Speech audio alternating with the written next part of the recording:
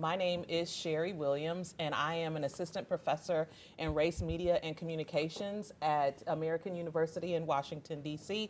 But I just recently completed a postdoctoral fellowship here at Wake Forest University through the Anna Julia Cooper Center, and I also taught through the communication department. I also am a recovering newspaper journalist. I was a newspaper reporter for 10 years before I went back to school, and got a PhD and a master's degree. And I am going to be moderating the conversation today about fake news and the free press. But before we get started, and we have our esteemed panelists talk a little bit about some of the things that they wanted to make sure that they relayed to you, I just wanted to start with some opening comments about how we want to frame this conversation and some things that we definitely want to keep in mind. At this conference, we're thinking of ways in which we conceptualize community. And while we do that, it's imperative that we examine how we communicate as a community. What messages are we relaying? What meanings do they convey? Who is absent and who is silent in that discussion? And that's really important because in my classes, that's something that I always encourage students to think about. We hear a lot of voices, we hear a lot of chatter, but who don't we hear from? And how is power embedded in that? How is capital? How is profit embedded in that? Who has the power to shape the discussion? Who holds the power to tell the stories? And how does capitalism and profit affect everything that we see? Media, both traditional and social, play a significant role on the political stage and also in our daily lives in terms of the information that we receive. And the history and present of the U.S. media is very complicated, as we know. At our best, the press has been independent, investigative, pluralistic, and empowering. And in those moments, the press have empowered American democracy and encouraged accountability within the republic, which is something that we definitely still need now. But at the same time, throughout American history, U.S. media have bowed to fiscal interests, knowingly reported inaccuracies, and contributed to human suffering by pursuing their own interests rather than the common good. So what shall we say of media? What does all of this mean, especially today in the era of fake news? And what is fake news? Is it information that is created to deceive the public with the intention to persuade people to endorse a set of beliefs and act on them? Or is fake news a term that is thrown about or simply said when we don't agree with legitimate and vetted facts? Is fake news an excuse for rejecting the truth? And all of this is important, particularly now, because the speed at which we receive information is beyond accelerated. The lightning speed pace at which we get the news means that context and even the truth is sometimes sacrificed. But information is manipulated, and that is nothing new. But in this age of social and political regression and increasing polarization and the reemergence of rhetoric from the darkest eras of history that upholds oppression, it makes it more important for us to analyze how we communicate and how we see the news. And also it makes it important for us to really determine what becomes news. Social media is a critical player in the information ecosystem now. It isn't just the space where we share life announcements, have dialogue, and get our information. It is the place where elections are made, according to Brad Parscale, President Trump's digital campaign director. In a recent interview, he said that the Trump campaign had people embedded within social networks to learn the best ways to target voters. And he also said that Facebook advertising tools were important to the Trump campaign's victory. We know that many people have accredited President Barack Obama's 2008 grassroots use of social media to his winning the campaign, and now we are examining in 2016 how Facebook and other social media networks had an impact on Trump's winning of the campaign.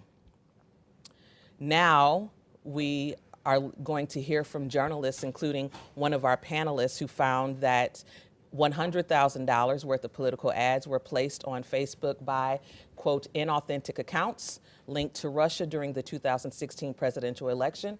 And the largest social media network also has tools that enabled advertising targeted toward people who held anti-Semitic views. And Facebook also previously allowed advertising to be blocked from reaching Latino, Black, and Asian users when it related to housing. And if we know anything about history, we know about the history of housing and racialized redlining, and we now have seen a digital version of this.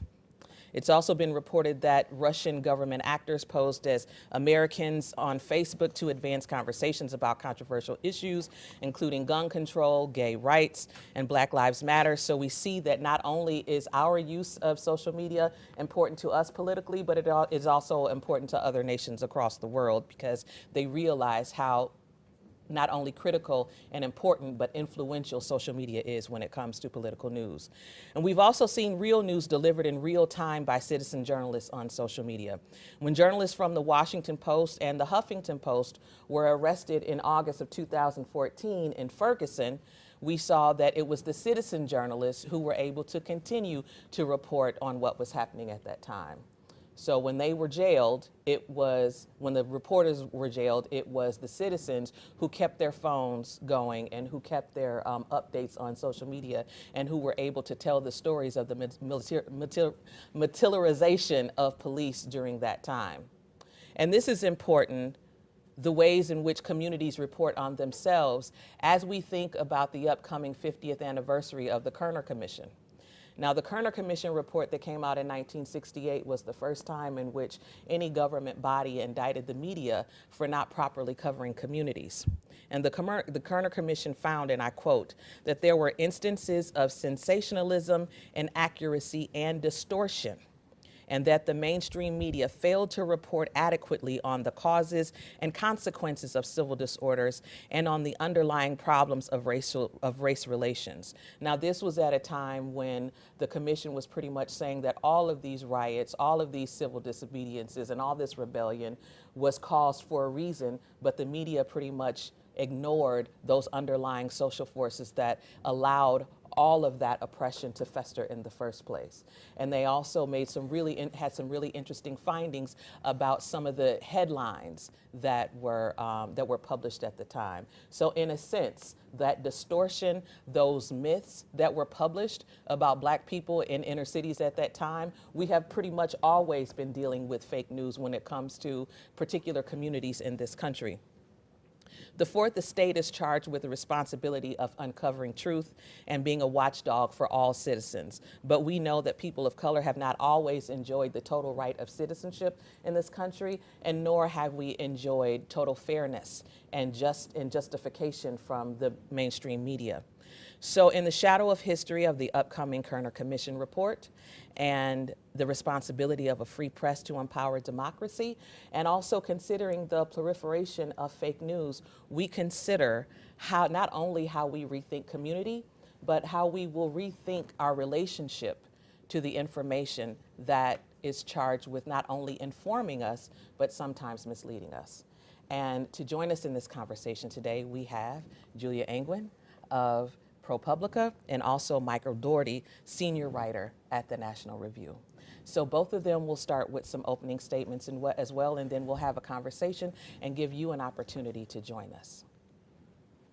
I'll be happy to start. Yeah. Okay, great.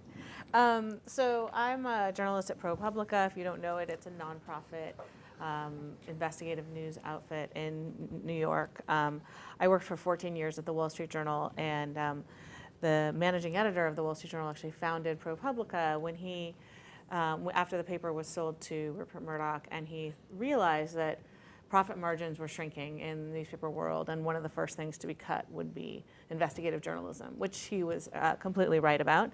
And so he decided to take an entirely donation-funded model of journalism. So we only are supported by donations, and thank the Lord, we're doing well. We've got a growing business, actually. That's the only newsroom I've ever been in that's expanding in my whole life. I've always been in the midst of buyouts and rounds of cuts. And so I'm speaking from a position of the greatest position you could be in journalism right now. But most of my fellow colleagues are not in that position. It's a declining business. And I want to talk a little bit about why that is so. Why fake news is a sensational term. It's been extremely politicized, but it's really just a symptom of an economic issue. And as a journalist from 14 years at the Wall Street Journal, I have an MBA, I think about things in terms of business. So let me explain to you why we're seeing fake news. What is it? So there's really three structural reasons for it. First of all, news itself used to be a monopoly. Journalists had a monopoly on witness. A journalist could get into an event that other people couldn't get into, and they had the ability to write an article and have it published. And that often was the really only account of that event. And so they really spent tons of money sending people to places to witness events. Well, we've decentralized witness. Every one of us can witness with this, right? And we do. And citizen journalism has really changed the nature of the news business so that journalism is no longer have a monopoly on witnessing events. And nor do they have a monopoly on publishing those accounts of witness. And in fact, anyone can publish on Medium or Twitter or Facebook their own account of something. And so then that changes the whole structure of news, right? And one of the questions that everybody asks these days is, well, who is a journalist? If anyone who witnesses something is a journalist. And I'm going to say at the end what I think the solution should be to that, but I'm going to go to the next problem. So you have already you already have a situation where one kind of news outlets had a monopoly on production of a certain type of thing. Now they don't have a monopoly. Okay. Now you talk about the business model, the funding for that. It has changed dramatically, and for one major reason. Most news is consumed online these days. And the online business model is very different than it was offline. So the offline business model, the Wall Street Journal for years had great advertising revenues because they could sell their audience. Their audience was great. They golfed, they had tons of money, they worked in business. And so the Journal charged insane amounts of money for a full-page ad in the Wall Street Journal. Well, when the Wall Street Journal went online, they could not charge that same money because the business model online is a totally different one. It's called surveillance. You probably noticed it. Use ads, they follow you around everywhere. Now, that business model, it sounds creepy, and it is creepy, and I wrote a whole book about how creepy it is, which you can read at some point if you feel like it. But it is actually, what it is a way to disrupt the business model. So when you wanted to reach that golfing executive, you had to go to the Wall Street Journal before. Now you don't. You follow them around the internet. Those guys track everyone's behavior, and they're like, hey, I can find you a nice Wall Street Journal golfer type person for much, much less. And you know who's selling all those ads? Facebook and Google. They make 90% of the money of online advertising, okay? So they place those ads on all these different websites. And so Wall Street Journal doesn't have a monopoly anymore on selling their audience, right? So they don't have a monopoly on the creation of news, and they don't have a monopoly on selling the audience. And the other thing is that anyone who's written a witness account or even just pretending to be a journalist or taking a hot take or whatever they want to write can sell an ad. Because as long as that random person who's golfing shows up on their page, that advertiser will come there. So somebody who wrote really low quality stuff in the past could never sell an ad. Now they can. So these two factors are the main reason that we have fake news. But there's one other thing. Platforms, Facebook and Google, make the decision about what news you see, right? So they could choose to not show the low quality news written by a random dude who could never previously have sold his story and gotten any ad revenue, somebody who's selling a story like Pizzagate, for instance, right? Mm-hmm. Those people could never get advertising dollars. They couldn't keep their website alive. Now they can because they just place one of these random ad networks on their site. And then what happens is, if you think about how Facebook and Google make their decisions about what content to surface at the top, they are optimizing for one thing only, their own profits. And what are their profits driven by? Clicks. If you click on that story, they win. And that's it. It's one thing. And guess what? What causes clicks, right? When the internet first started, everyone thought, oh, it's going to be porn. Sure, that worked out for a little while. But you know what really causes clicks? Outrage. Outrage is the new porn. So everyone wants to write something more outrageous, and the headline has to be more outrageous. So if you see it from an economic model, we have completely optimized for low quality outrage, right? And that's what we're getting, aren't we? Are you getting that in your feed? I'm getting that in my feed. Okay, so that's the problem, right? That is the economic issue that has created what we call fake news. I don't think it's really important to draw a line about where fake news is, because I think if you understand the structure of how we got here economically, Those are the facts, right? That's the thing that needs to change the what is fake news. So we don't have to sit here and debate where you draw the exact line. However, I will say this. Journalists like myself and my profession, people who really try to do great work, we can do better, right? Some of the onus is on us. Our newsrooms are still optimized for witness. We have still chosen many newsrooms to go down the clickbait road, right? And I think we also need to set some standards. I think it's time for journalists to have professional code of ethics the way that lawyers and doctors do. And I think it should be modeled on the scientific method. The idea is that we are observers of nature, just like scientists are, and we have a hypothesis. Our story is some sort of hypothesis. And do we have the evidence to support that hypothesis? I think that we should be measured on that, and our newsroom should be measured on that. And of course, every one of the economic things I just told you will argue against that model. But I think we have an obligation to try to do that. And so that's something I'm trying to lead within journalism. And it's going to be a lonely fight, but I hope you all will join me in it. And I'd be happy to debate it further. Great. Well, unfortunately, that blows out about a third of what I wanted to say about the business model. I'm so glad I went first. Well covered. Yeah, so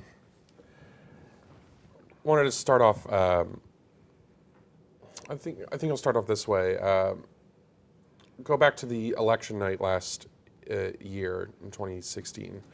I'd been a journalist and for most of the year leading up to the election, columnist. Previously, I've worked everything from local newspapers in a semi-rural county to being a journalist that has written at New York Times Magazine, ESPN Magazine, kind of some of the elite feature writing journalism outlets that are out there, and in opinion journalism, which is its own kind of cagey category. And I'd been working as a columnist. I'd written hundreds of columns about the 2016 election. On that night, at about 7:30 p.m., I get a message on Facebook from my father's best friend. My father's Irish, lives just outside of Dublin. His best friend has been working at Aer Lingus for 30 years. And he sends me my message, oh, hey, Michael, what's going to happen tonight? And I tell him, okay, well, I've been following very closely, been following the polls. So the likeliest outcome is, Hillary Clinton will probably win Virginia by this time, and then maybe by this time, a little later tonight, we'll hear about Florida, and once we know the Florida results have come in for Hillary Clinton, we can be pretty sure about Ohio, and that'll be it.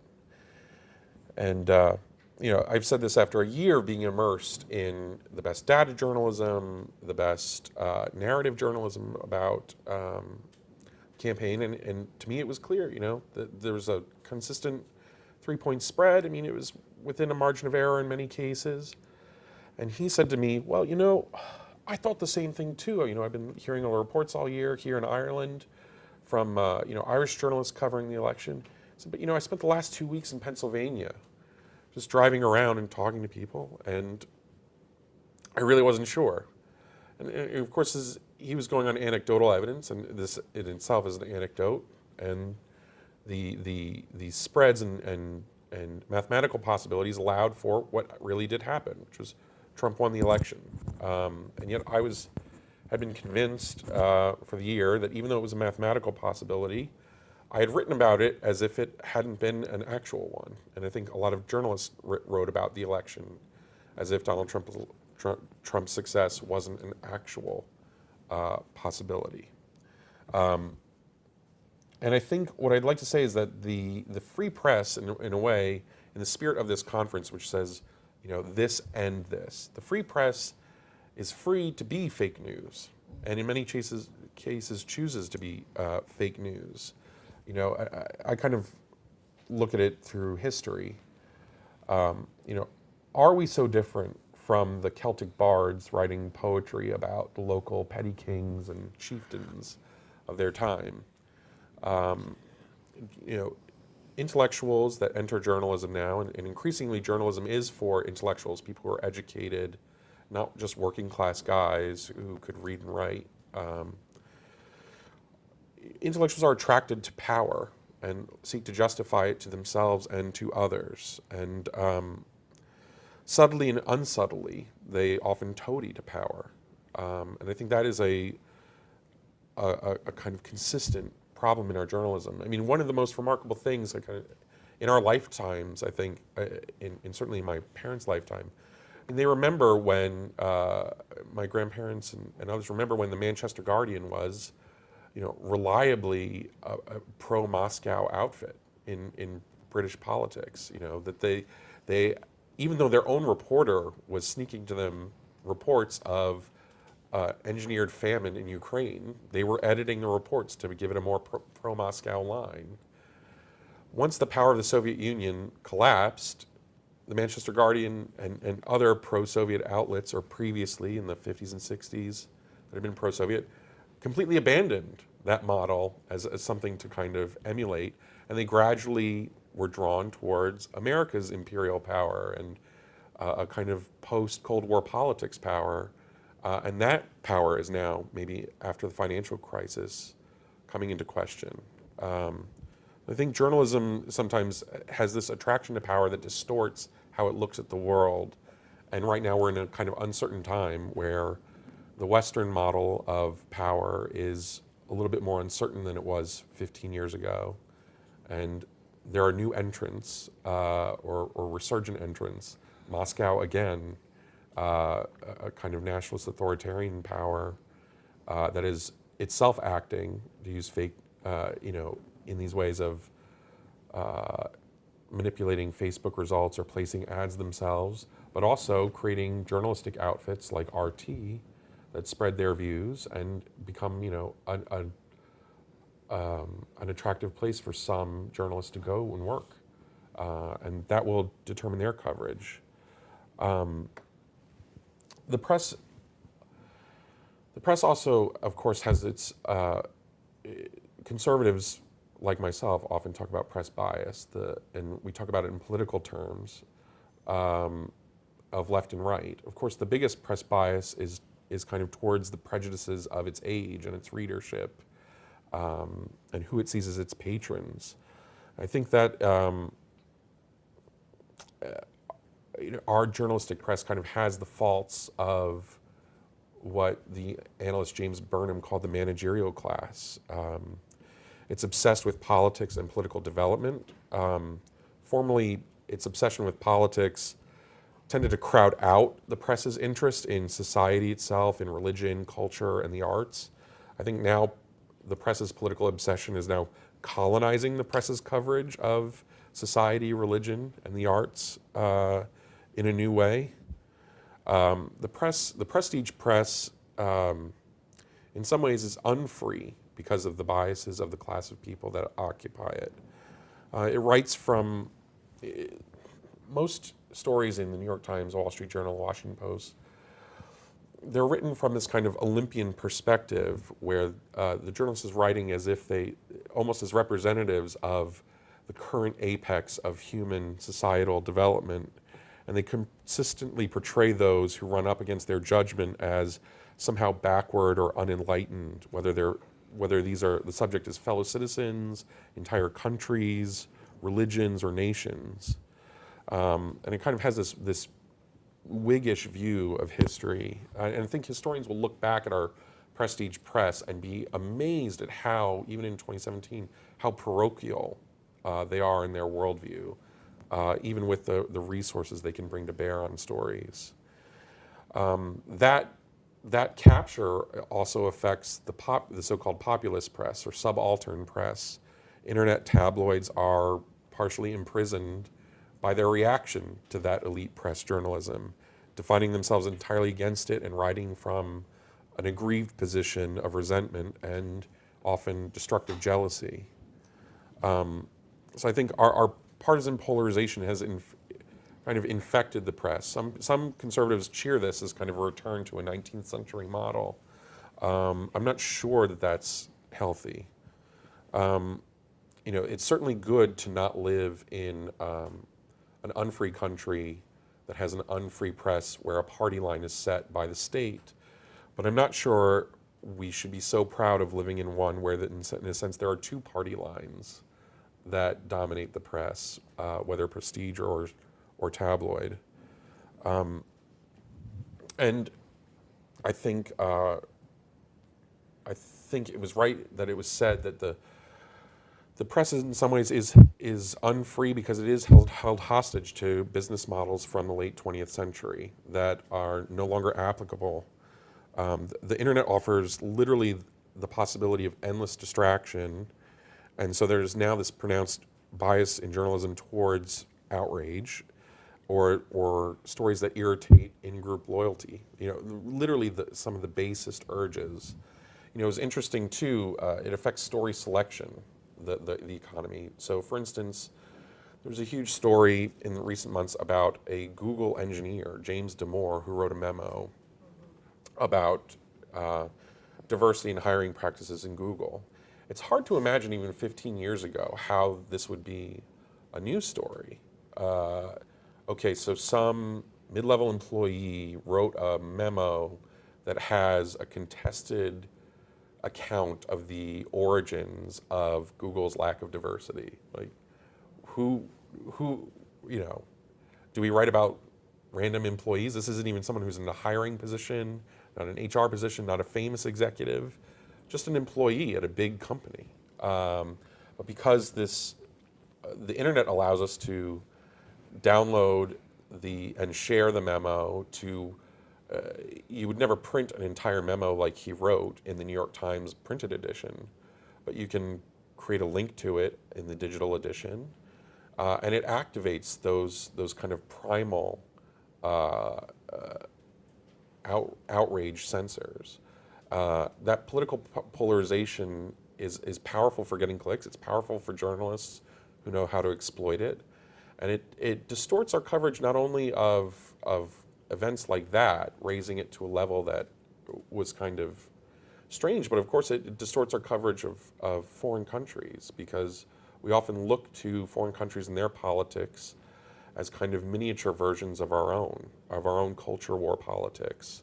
And so we judge political movements and parties based on their attitudes to social issues that are relevant in America, when in fact it might be better to cultivate a better native understanding. You often, I'm binational, as I hinted. Ireland's politics, as they're covered in the United States, it should be easy. It's an Anglophone country, and yet it relies on these cliches about its Catholic past and its kind of more forward-looking present. These are kind of partisan narrative cliches from our own politics that don't entirely describe reality. I'm sorry, can I just say, are you saying that James Damore's memo is leading to our misunderstanding of Ireland?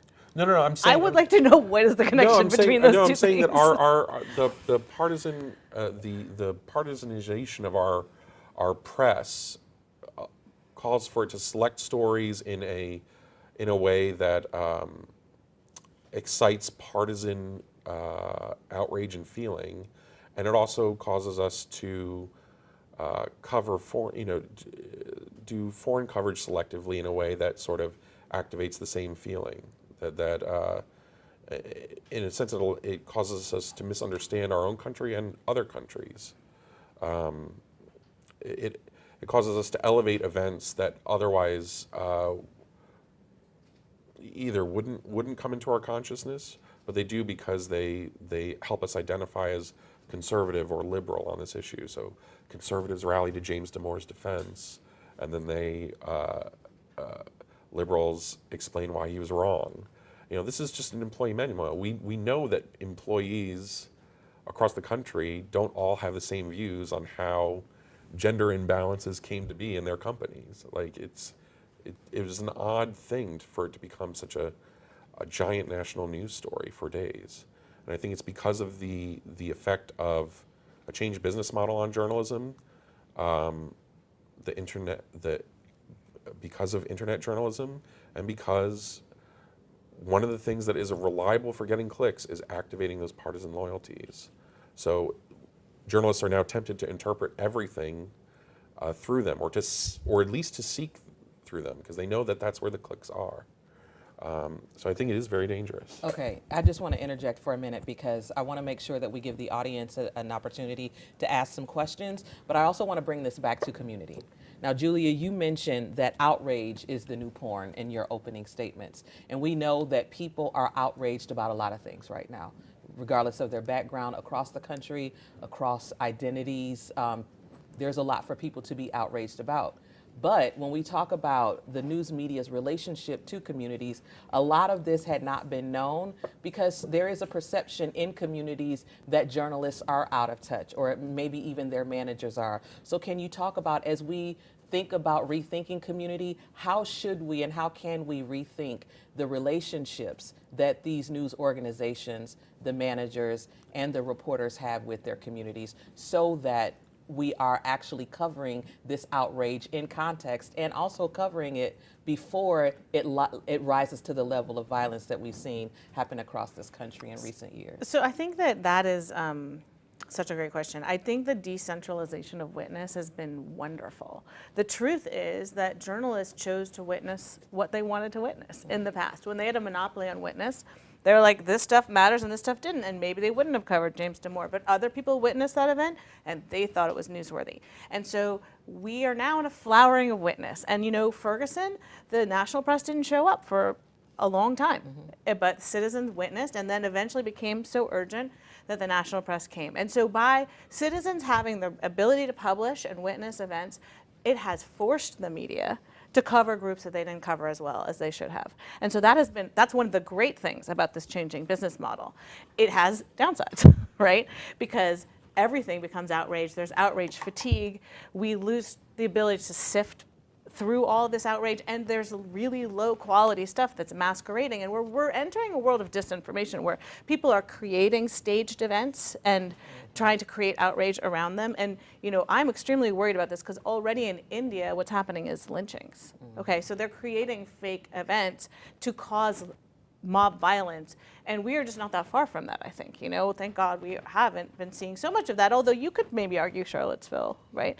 So I think that there is a plus side, and I want to acknowledge that. I think that when like the traditional 3 networks and top papers had a monopoly on witness, they had a very specific point of view, and they ignored a lot of very important things. And so, on the balance, like, you know, I'm willing to live with this with this situation. But I guess my feeling is, can we tweak it a little to make it a little less terrible, right? So what are your thoughts on this? How should newsrooms be changing their relationships with communities? It's very difficult because the first thing I want to say is spend a lot of money that they don't have to embed people longer. I mean, there's nothing like local knowledge in order to there is a way in which I remember there was an incident when I was young at my high school where my local high school became a kind of one-day national news story because someone at on the high school basketball team had reportedly used a racial slur against a visiting team's player, and then the next day, at the next game, there were social activists showing up.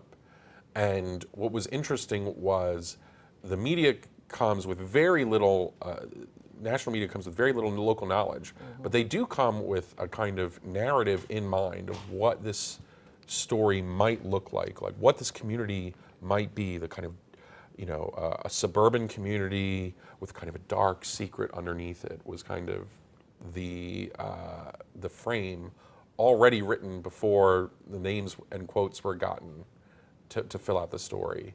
That, I think, is a huge part of what alienates some readers. I think everyone's had the experience of reading a news article about something they know a lot about and thinking this journalist is an idiot, they don't know anything. And it makes you question the entire newspaper itself or even the business. And it is true that journalists, because of their workload, because of their limited capability, they do rely on kind of stock human narratives in order to help them shape a piece about something where they maybe don't have the local knowledge. So I actually do wish for the proliferation of more nonprofit outlets that can invest time and resources in order to get stories that are longer than 1 day parachute drops into a news event like Ferguson. We've seen, the top newspapers can do it when they decide that a local event has this kind of national significance, but we need more of it. I would just like to throw in a plug for ProPublica. So we started as a nonprofit just in New York, but this year we just got a big grant to embed local journalists in 6 different, we're going to do 6 different small newspapers in different states. And so we're trying to extend the nonprofit model, where basically we can aggregate a little bit of funding in the fancy New York area and then bring it to these newsrooms around the country, because local journalism is being decimated by this business model changes that I was describing. Yeah. But what is important, though, is before stories become national stories, they're local stories, right? And we talk about that local knowledge that people have and how they're able to add in the nuance and add in not only the institutional, but the local history that other folks might not know about. And we know that this business model across the board, across the country, is having a detrimental impact on that at the local level. So, but a lot of what people pay a lot of attention to, unfortunately, is national news, right? And not necessarily local news. But when we think about national news, that is where we are seeing like this phrase, fake news, thrown about so much. So when we consider how we're trying to reshape our relationships with communities, from news to communities, what is it that you want communities to know the most about fake news? What should the consumer, the news consumer, know about fake news? I mean, I think that's an interesting question. I guess I would say that, really I think what local people should think about is investing in their own local reporting. Because the beautiful thing about small communities is you can't get away with fake news. It's either true or it's not. Everybody in town knows, right? And so, so much of what happens is something like Pizzagate is just a little store, a pizza store in Washington, D.C., and everyone in D.C. knows there's not a child sex ring there. And, but it was more that other reporters from far away were writing these lies, right? But it is in local communities like here in Winston-Salem, like the reporters here know what's going on. And what I would like to see, I think you're right, is just they need more money and time to do those stories. And also they need to be not driven to try to chase these national stories. The nice thing about it is we got plenty of that stuff. There's 1 million people writing the same story every day about Donald Trump's tweets. We don't need another hot take on that. And I wish we could reallocate all of the newsroom resources, because I think one problem with news is we have this model, we call about breaking news. We act like it's a wave. Like we saw a wave, it broke on the thing, and then we chased it, right? We tried to catch it. Like that's the model we talk about with news. That's the wrong narrative. That's already, the news has already happened. I think newsrooms, people in journalism should think about what story would not be told if I wasn't doing it, right? And that's our highest calling, right? If it would already be told, don't worry about it. It'll be told, right? So I try to focus only on the things that would otherwise not see the light of day. And if newsrooms could shift just even 10% that way, it would be amazing. Can you frame the question again? So I thought that was very satisfying. Okay. But well, we can move on if you want to, or but just to give you an opportunity to respond, if we hear and see the most the phrase fake news in national news, right? Not necessarily on the local level, but what is it that you think that people in communities should know about fake news when they are consuming the news cycle? I mean, media literacy is difficult to achieve. Thank you. Oh, you were just trying to get the word media literacy. No, I'm just saying thank you, because I think that's a great answer, and I think it's a great solution. I mean, media literacy is difficult to achieve, because a lot of people that are in the press read the press differently than normal consumers. We look at the bylines and remember the authors' names, and people don't care about that. We look at the publications and we think of their histories and their own, maybe even their ownership groups, and what that might do or affect or spin the news. A lot of people, especially if they're clicking through on stuff that their friends are sharing on Facebook or Twitter, they're not thinking about that. It would be helpful if, even on public education level, if we could teach people to look a little bit about that. But there are also, on another level, media literacy is partly, it's a subset of also historical literacy, of kind of being able to distinguish what's important and transitory from what's transitory and trivial. That's very difficult.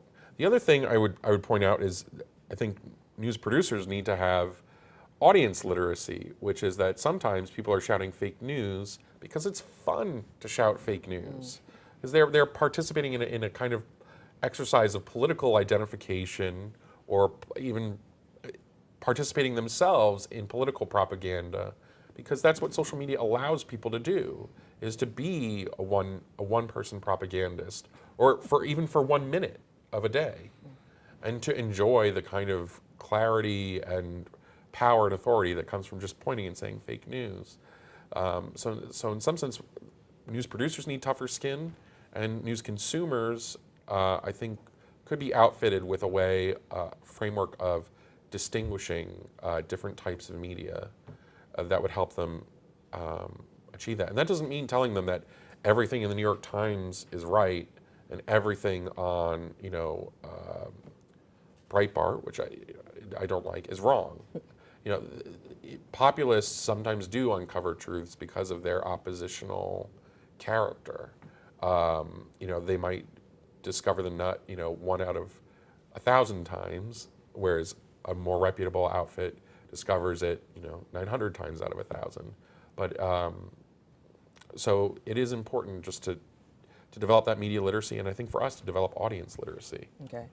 So this is the Rethinking Community Conference. So now we want to give the community an opportunity to weigh in on the conversation and offer some thoughts or even some questions for the journalists we have here.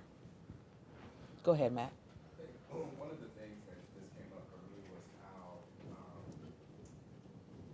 power, and particularly identity, when I think about any dominant group, white, straight, Christian, in sort of a multicultural context, they use power to invalidate stories. Because what I hear in this, with the claims of fake news, is I see people in positions of political power and authority using that as a way to invalidate stories that may challenge their politics, that may challenge this persistent narrative of dominance. And so I think that's interesting and should be considered in this conversation around what is fake news and then what is also free press. Can I just throw in a thought there? I mean, one thing that's really interesting about that is the flowering of speech in terms of everyone having the right to publish has also led to the flowering of attempts to silence, right? And so you see this in sort of like mob behavior online. And the way I've been chronicling and working on is right now is looking at how on Facebook, there are rules and you can get people's posts taken down. And so like mob will descend on somebody and like flag it. Even if it doesn't break the rules, eventually some moderator of Facebook who sits in like a Philippines office making $3 an hour is like, whatever, I'll delete it, right? And so there's like a game that's played about silencing online that has come alongside the rise of speech. And it's something that I think the platforms need to take more responsibility for, right? They're like, oh, it's all neutral. And it's like, no, it's not neutral. Right. I don't know if anyone saw the story I wrote earlier this year about we had a leak of Facebook's secret rules for censorship. And actually we published their rules for hate speech. And they had a slide that was so amazing. It said, which of these 3 groups is protected from hate speech? And it said, female drivers, black children, white men. What do you think the right answer was? White men. Because they had written a rule that said basically if you had a subset of a protected group based on race or gender, that wasn't protected. So black children, because they were children, not protected. Female drivers, not protected. White men, race and gender, both protected. And of course you could see some engineer coming up with this brilliant rule set, not thinking about any cultural context for that, right? And okay, after we wrote the story, Facebook was like, oh, maybe we should change those rules. So now they've added age as a protected category. So black children are protected, but you could still say black drivers and it's not protected. So, they've built this weird legal construct where they are the police. Like we talk about the First Amendment, that's not apply. Facebook makes all the rules on Facebook. And so and they're secret, except when they get leaked to me, right? So, we have to think about the fact that we've given them tremendous power, and they owe us too, right? If they're going to be the place where we have all our political discourse, these rules should not be used to silence people, right? Well, and I actually do think that there's that topic in particular is going to be very hot going forward. I mean, you've seen Mark Zuckerberg and other Silicon Valley executives kind of go on almost apology tours for 2016, and either for not monitoring their networks for foreign subversion of elections, and not even understanding it. I mean, these social networks, in a way, one of the reasons they're so wealthy is because they don't have to do what many normal big business, international businesses do, which is hire all sorts of compliance people for every national market they enter into. And you're seeing that being done on an ad hoc basis later. You're seeing, Facebook respond to demands from Angela Merkel about what kind of speech should be censored in German Facebook. And you can even set your Facebook to Germany's censorship rules if you want to in the settings. It gets all the Nazis out of there. It's amazing. So it is, and that's going to be an issue. And there's going to develop a language hierarchy on the internet where Chinese is the most censored language on the internet, and then possibly German and English will be the next most censored languages. But if you speak a minority language, if you speak Breton or even Arabic, which is hard to hire for the different dialects across the Arabic-speaking world, you will have more freedom of speech for good and ill. Any other questions? Go ahead. I have a question for you, and your wave of like breaking news. Is there a backlash for a media outlet that doesn't cover the breaking news? And I asked that because I was watching, I think MSNBC or something, and the anchor apologized for not covering the latest, President Trump called the widow and whatever, Yep. that whole thing. And he said, okay, I'm apologizing. I didn't jump on the bandwagon. I didn't cover that story. So was there a need for him to say that? Not in my opinion. I mean, I think, thought that was sort of right. strange, because then it gave more credence to the story to me than I had, because when I just saw it, I was like, okay, something else. I'll look at it later. But when he said that, I thought, well, maybe I need to pay more attention to it, because he's calling out the fact that he did not cover that story. Right. I mean, that's why I'm saying this over-reliance on witness, right? I mean, the fact is not every news network needs to cover every tweet from the president. The guy tweets too much. Okay, enough. We can all see it. It's on Twitter. It's public.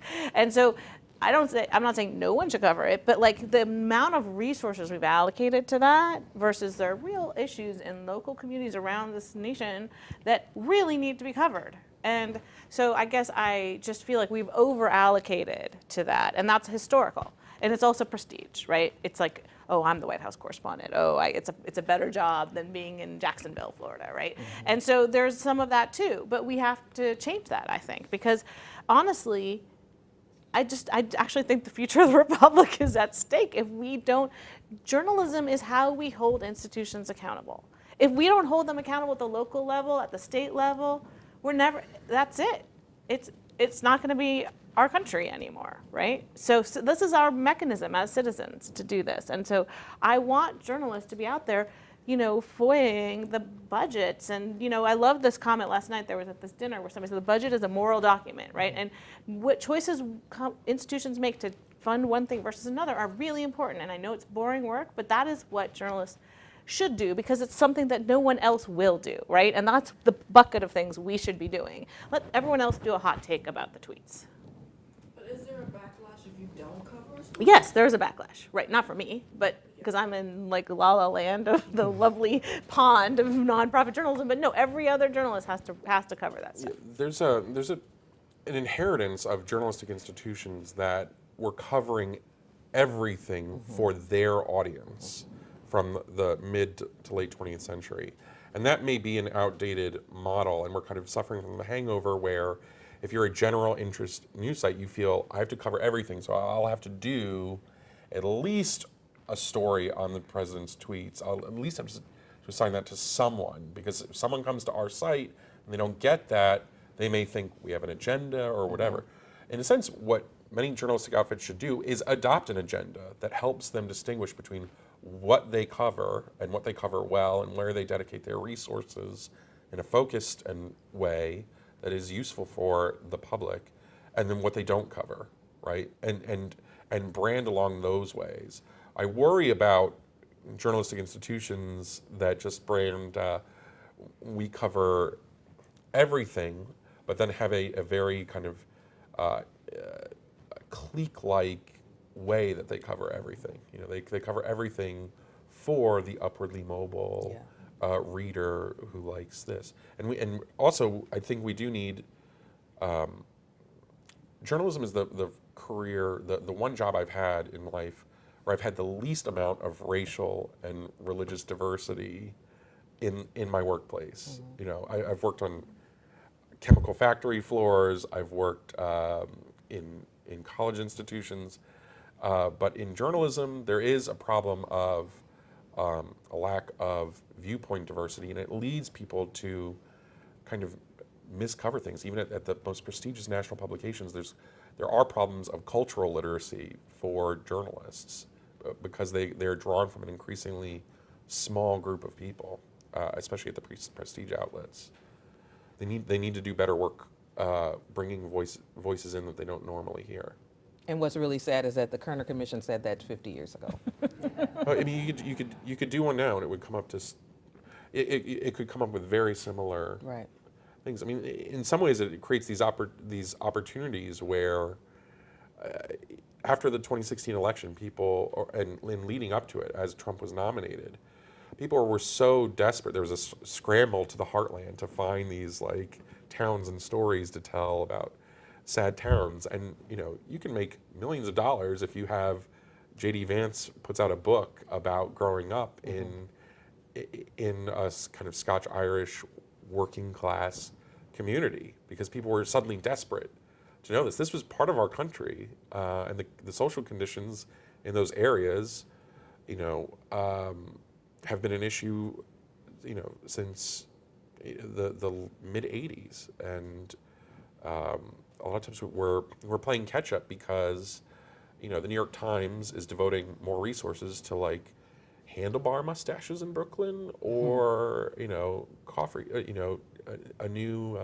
Or are we doing cortados now as our coffee instead of lattes? Yeah. But in the same breath, though, there have always been communities of color, particularly like in my home state of Michigan, that are mostly black, mostly working class, affected by manufacturing. But we didn't really pay attention to those voices either, especially as the Rust Belt started to rust more. Yeah, let's get back to the audience because we have about 5 minutes left. Go ahead, Phoebe, then we'll come to you.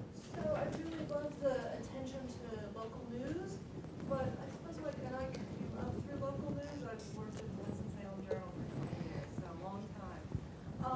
But my question is, so what do we do? Local newspapers have been decimated, and the advertising model has collapsed. So what ProPublica is doing is fabulous, but it's six communities. So what? I mean, I do think that I don't know what the right model is, but I guess I feel that communities should invest in news themselves. Like Wake Forest seems pretty well off. Maybe they should put a little money into a nonprofit, and maybe some other people in this community could contribute to a nonprofit. My mom lives in Vermont. They have a nice little Vermont Digger that's supported by donations from Vermonters, and they do a lot of great investigative work. So, I mean, it's not a perfect model, but we are a wealthy nation, and I do think this is one way that the people at the top could give back, is to invest in such important work of holding institutions accountable. Okay, I'm going to take a little moderator privilege really quickly Yeah. because we only have 2 minutes Okay. left, and I want to get Mr. El Amin in before we close out. Excuse me. 30 seconds on. Okay. 2 minutes left. Going forward, do you see Twitter replacing the Associated Press's need for informing the citizenry? I see that as a sacrifice because so many people don't read. Yeah. They'll listen to a soundbite. But if you ask them about Fannie Lou Hamer in 1968 in Chicago and what happened to her, ostracized by the major media, you're talking over their heads for a while, unless they're engaged in politics. Mm-hmm. So, do you see Twitter really going to that extent? I don't think so, because the great thing about these tech companies is they don't want to create any content, right? They're like, oh, that stuff costs money. right? So they're desperately trying not to get into that business. They just want to be, they have this great dream, which everybody has a dream, power without responsibility, right? They want to have the power to distribute all that news, but they don't want to take any responsibility for the fact that the news business is dying. I occasionally mention to my friends at Google that reparations are in order. They could donate some of that money they're making off online advertising to journalist foundations, for instance. Well, and I do think some of the tech companies, I take a little bit of a more jaundiced view of them. They will increasingly employ journalists, I think, as editors and as curators because of the criticism they're receiving over their behavior the last year. And in some ways, this is a way of kind of buying off their criticism. It's like, in a sense, okay, we've incidentally unemployed you, and you're a class which is very influential and can cause moral panics, which make our stockholders and shareholders a little nervous. So let's hire a bunch of your friends, bring you in, and we can, at least in your country, edit the news a little bit according to the way the elite kind of wanted it to be edited for a while, and they can do that. And I do think local news organizations, to speak to the other point, may have to make difficult decisions about who their patrons are, and painful ones about rich patrons are historically the major source of funding for media, going all the way back to my little Celtic chiefdoms that sponsored poetry. You may find that like a local power broker is able to fund a lot of great journalism, except about himself or his interests. And you'll have to trust that you can do good work where you are planted and someone else can look into him. Okay. Well, that is time. So I just want to thank you all again for coming to the Fake News and the Free Press, and also thank you to Julia Angwin and Michael Dougherty. And I strongly encourage you to take a look at their work, because they have done some really significant and important reporting regarding this issue. Thank you so much for joining us. Thank you. Yes. Sorry, but it's like